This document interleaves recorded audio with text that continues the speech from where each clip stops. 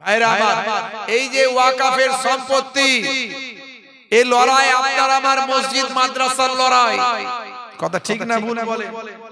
হ্যাঁ, 5 তারিখে আবার রায় আছে সুপ্রিম কোর্টে। এই বিলেতে কি বলা হয়েছে জানেন? বলা হয়েছে যে সে আর তার সম্পত্তি ওয়াকফ করতে পারবে না।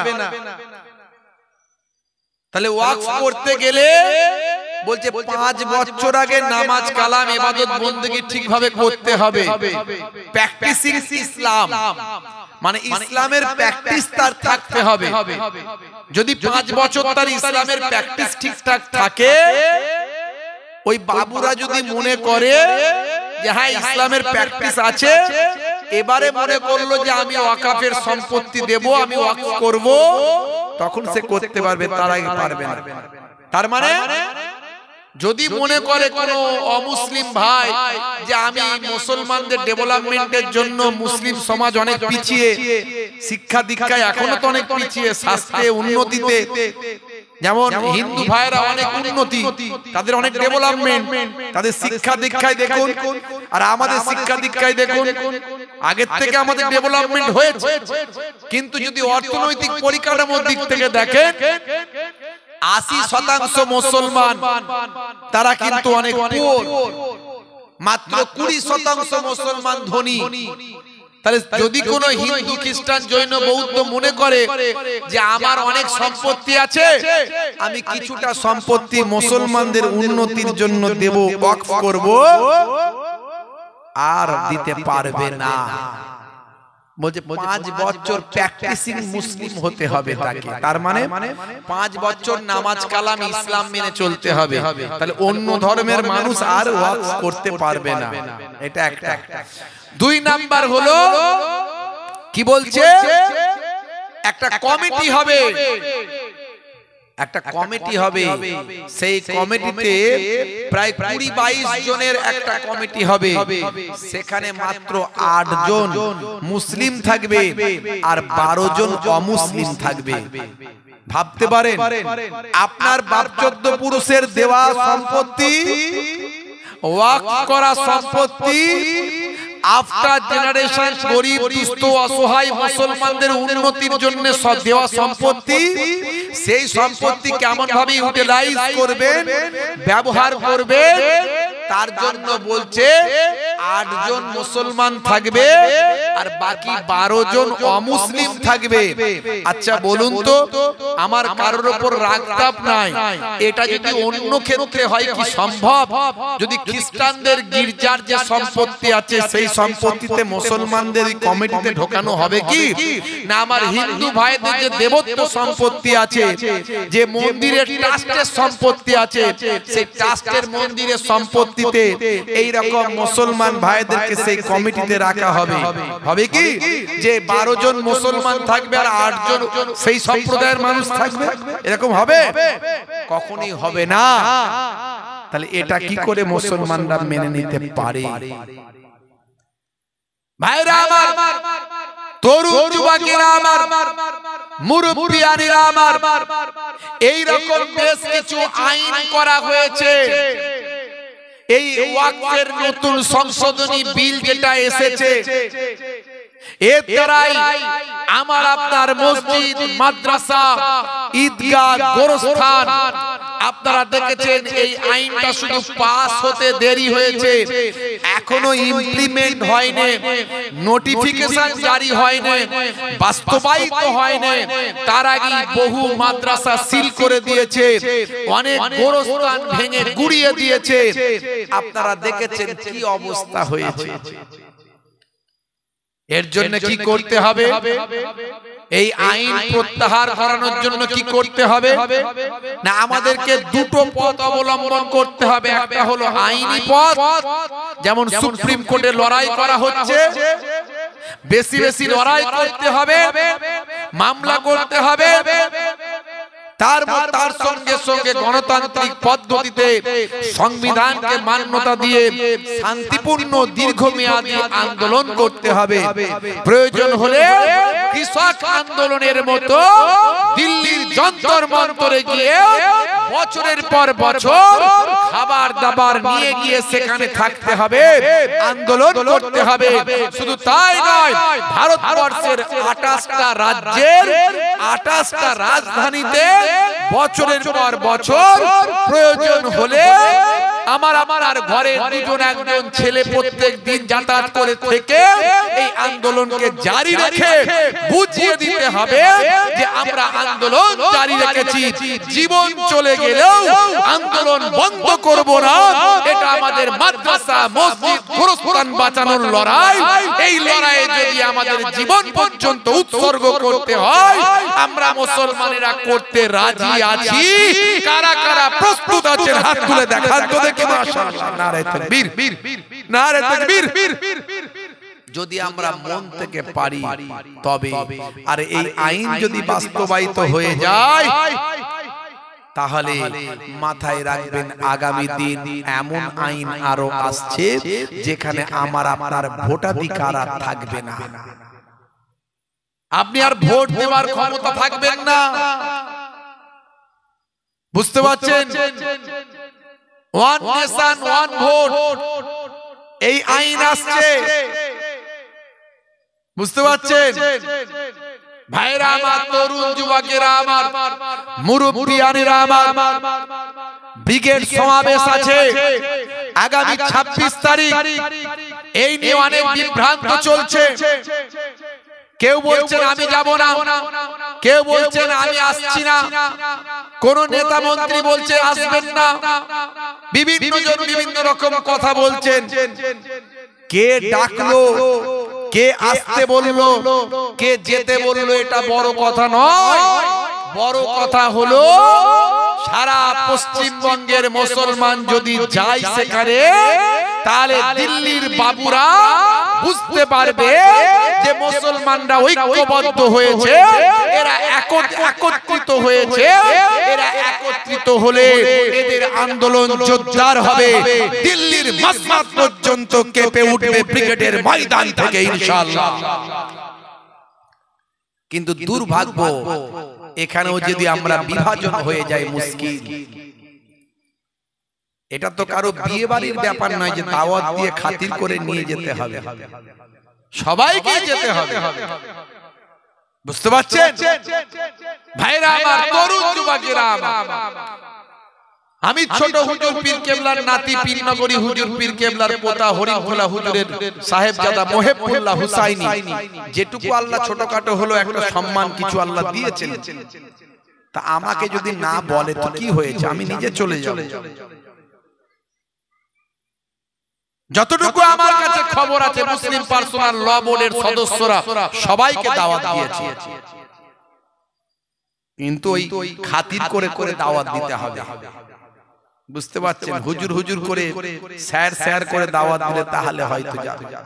ভাইরা আমার, তরুণ যুবকেরা আমার, ওই ব্রিগেডের সমাবেশ নিয়েও গন্ডগোল চলছে। আপনারা জানেন হাইকোর্ট হয়েছে, আজকে শুনানি ছিল, আবার কালকেও শুনানি আছে।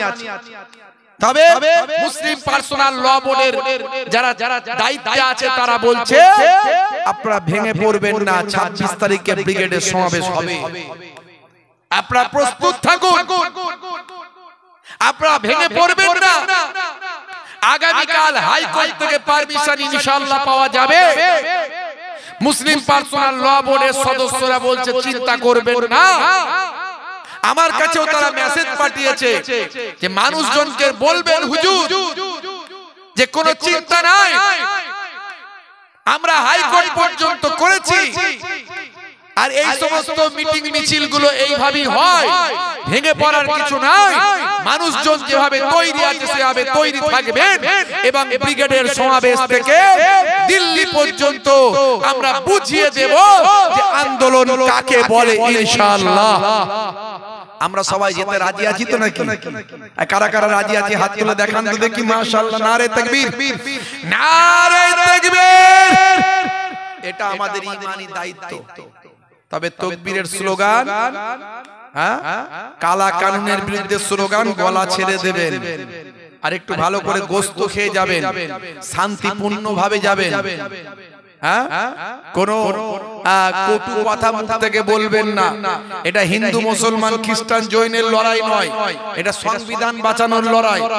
সংবিধানের আর্টিকেল নাম্বার 14, 25, 26 এই আর্টিকেল গুলোতে ধর্মীয় স্বাধীনতার দেওয়া হয়েছে। ধর্মীয় স্বাধীনতা আমাদের মৌলিক অধিকার।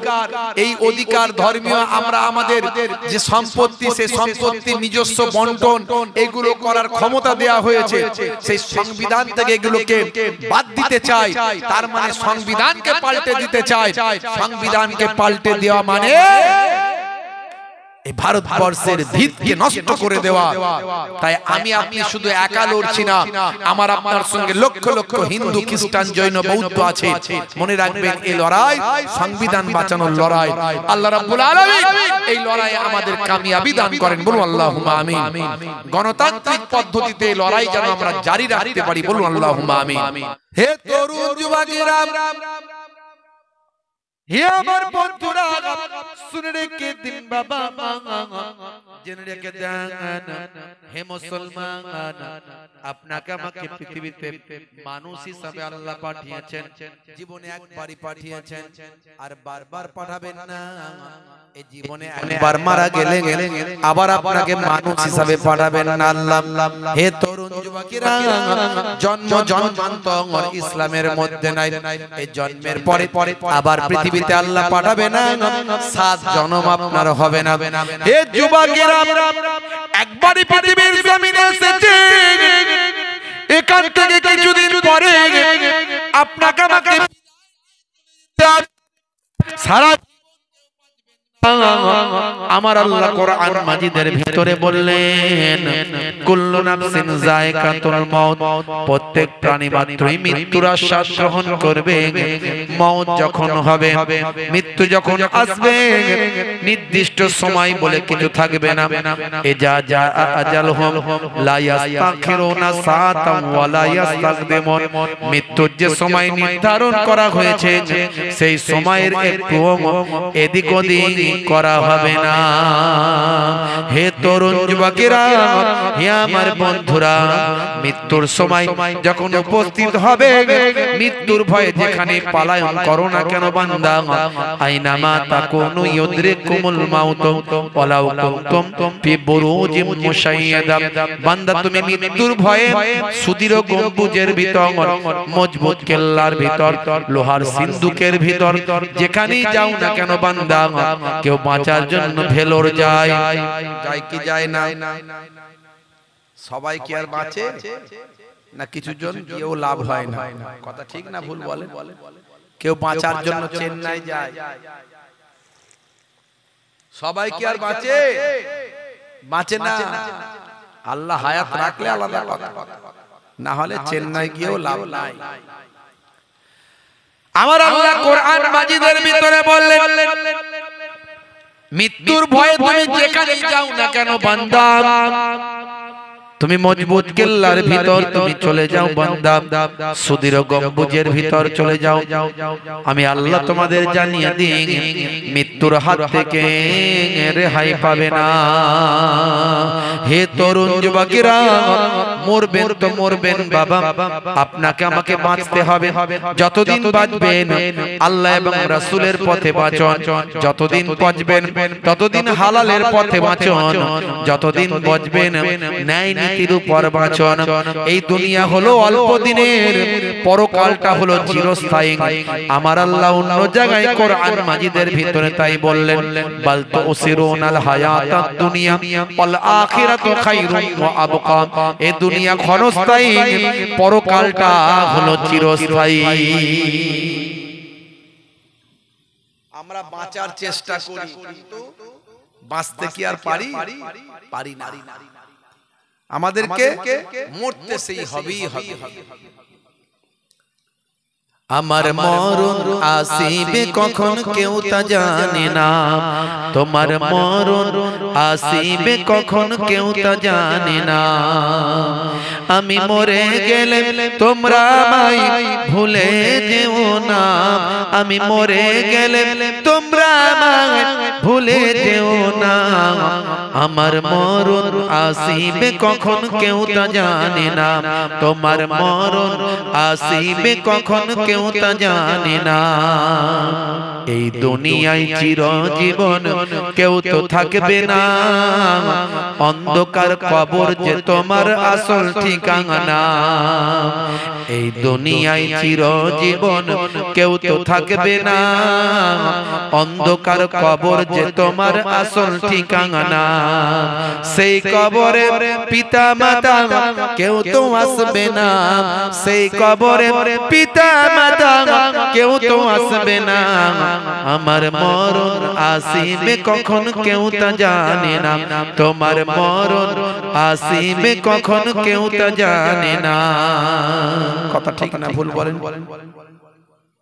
মরতে আপনাকে আমাকে হবে, কেউ সারা জীবন বাঁচার চেষ্টা করলেও পারবো না।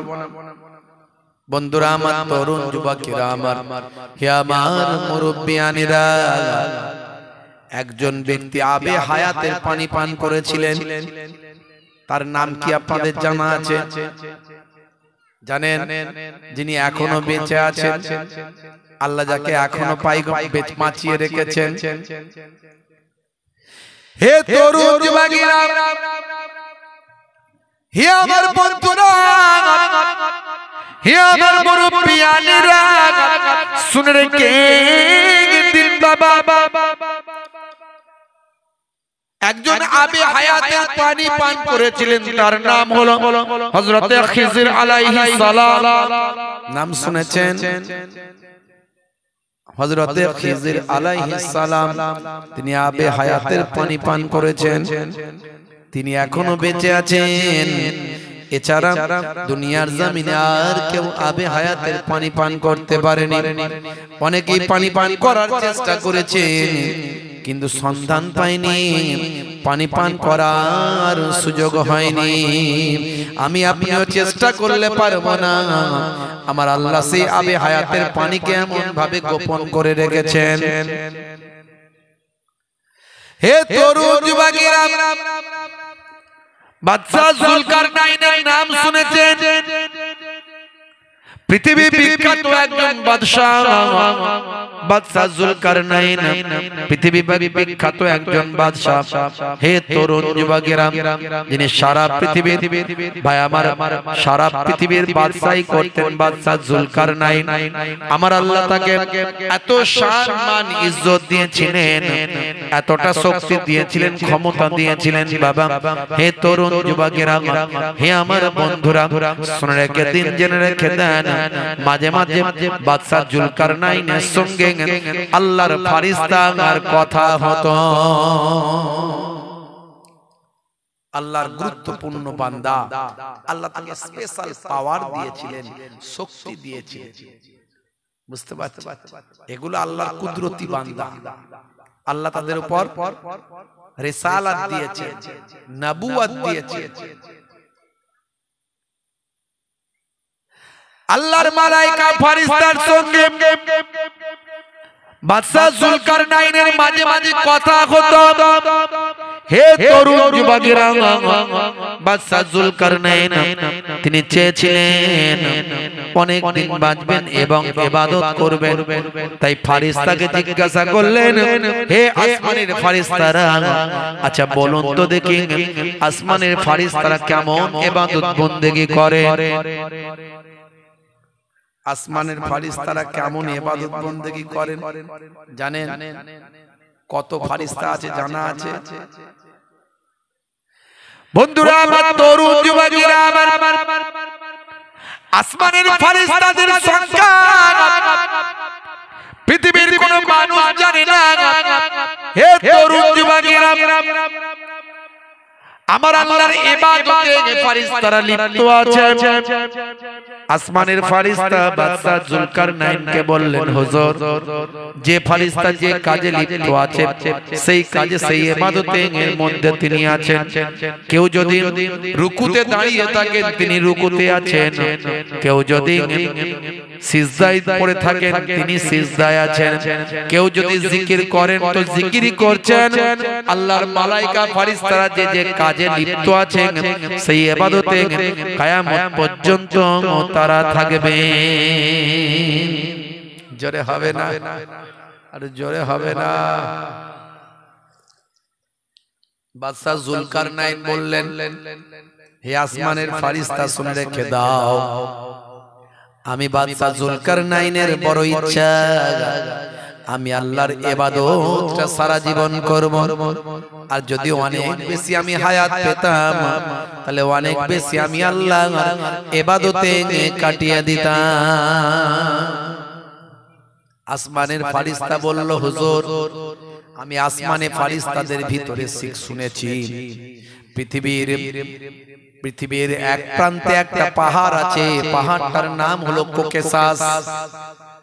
এই কোকেসাস পর্বতের নিচে গভীর অন্ধকারের ভিতরে একটা কুয়া আছে। এই কুয়াটার নাম হলো আবে হায়াত।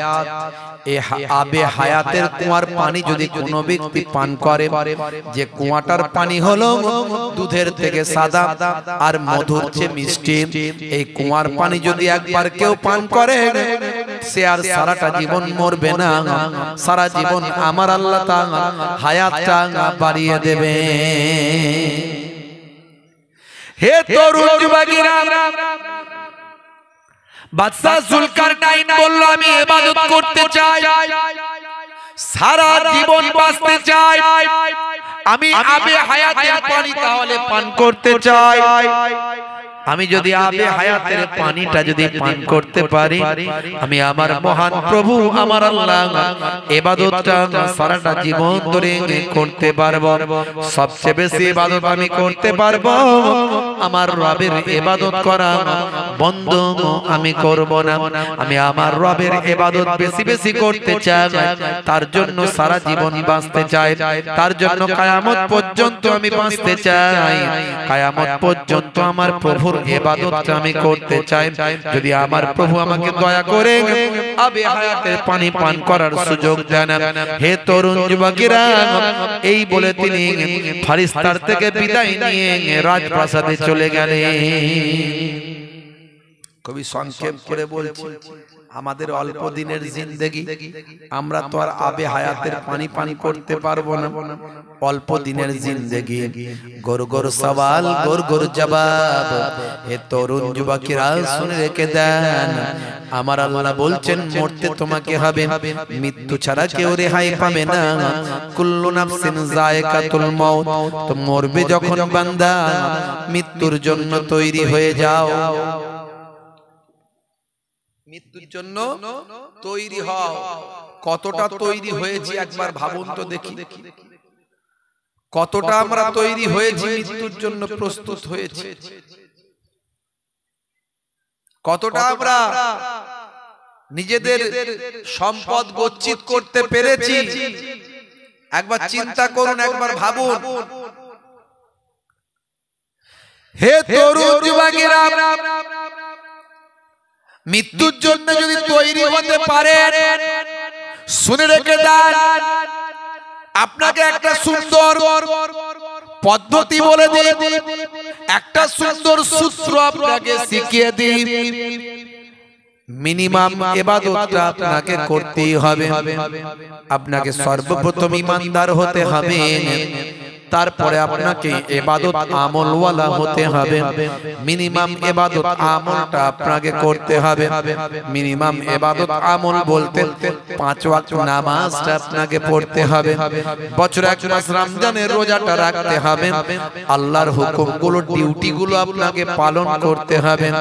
এই অল্প করলেন, বেশি যদি নাও করতে পারেন, শুনেন হে যুবকেরা, হে আমার বাপেরা, মুরব্বিয়ানেরা খেয়াল করেন, মনে রাখবেন পৃথিবীর মানুষের কাছে আপনি একজন ভালো মানুষ হয়ে যাবেন। পৃথিবীর মানুষ যদি আপনার মৃত্যুর পরে বলে মানুষটা ভালো লোক, ভালো লোক, ভালো লোক, আল্লাহর নবী বলেন ঈমানদারদের সাক্ষীটা আল্লাহর দরবারে গ্রহণযোগ্য। ঈমানদারদের সাক্ষীটা আল্লাহ তাআলার দরবারে গ্রহণযোগ্য। আল্লাহর নবীর কাছে 2টা ডেড বডি আনা হলো।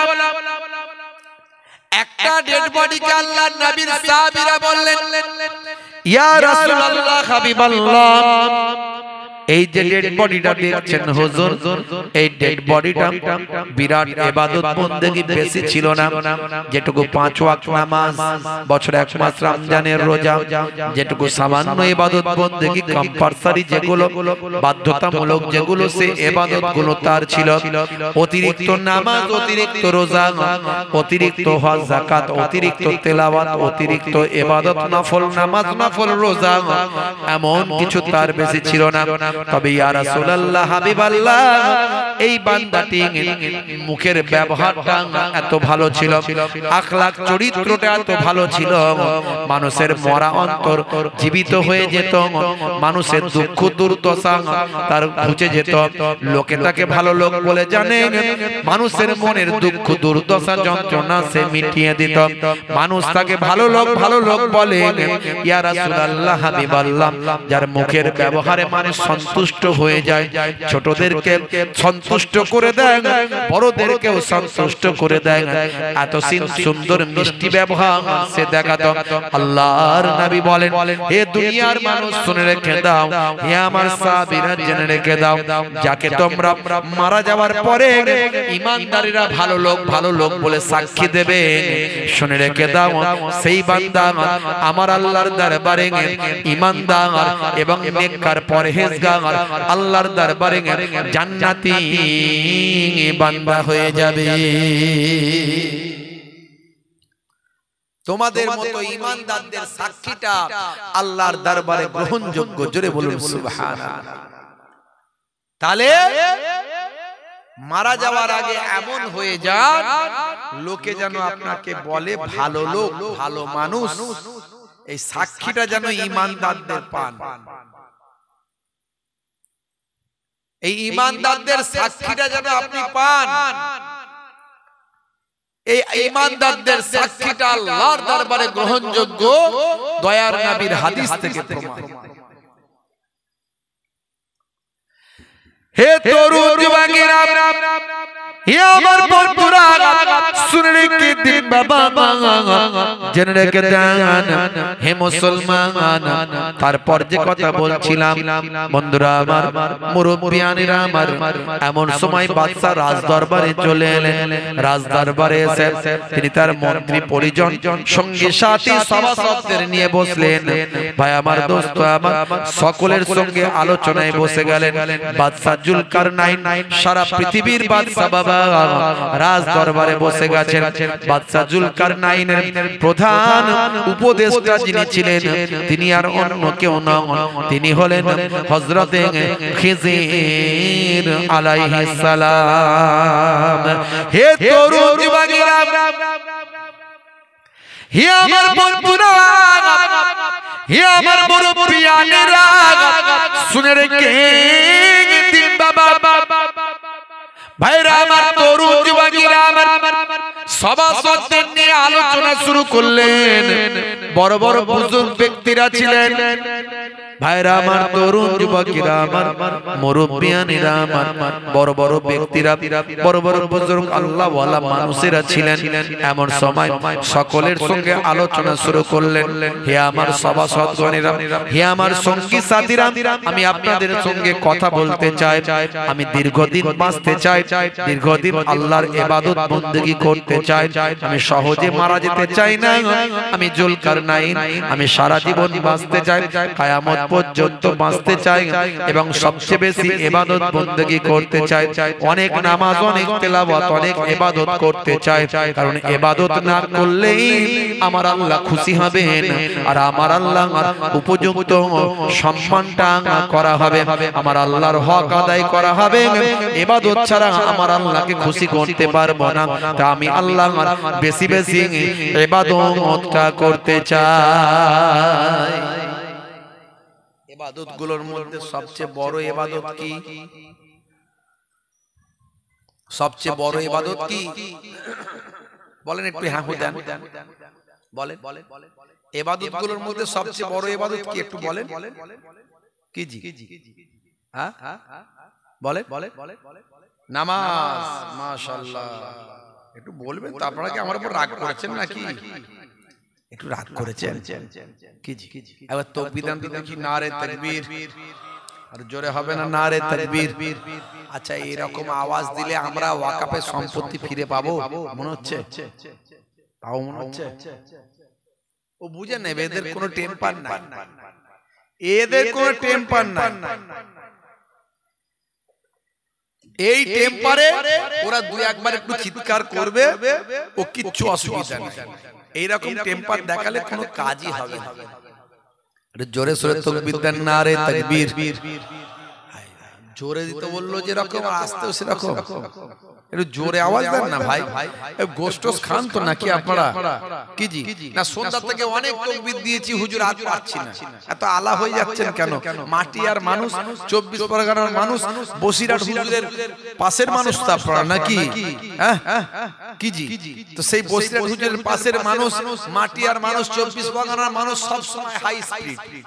24 পরগনা আলেম বেশি, হাফেজ বেশি, মাওলানা বেশি, মুফতি বেশি, নামাজি বেশি, দাড়িওয়ালা বেশি, টুপিওয়ালা বেশি, মাদ্রাসা বেশি, মসজিদ বেশি। আর গন্ডগোল বেশি না কম? কি জি? কিছুই বলেন না, কম তাই তো নাকি? মাশাআল্লাহ, কম হলেই ভালো। একটু জোরে সোরে তাকবীর দেন দেখি 24 পরগনার মানুষ, মাটি আর মানুষ। নারে তাকবীর। জানো মনে হচ্ছে আপনারা খান না 3-4 দিন। আমি এত জোরে আওয়াজ দিচ্ছি, আপনাদের আওয়াজ বের হচ্ছে না। কি জি? এই যুবকের একটু জোরে দাও না রে ভাই, জোরে সোরে আওয়াজ দেন, নারে তাকবীর। একই রকম, একটু আওয়াজ জোরে বের হচ্ছে। কি জি?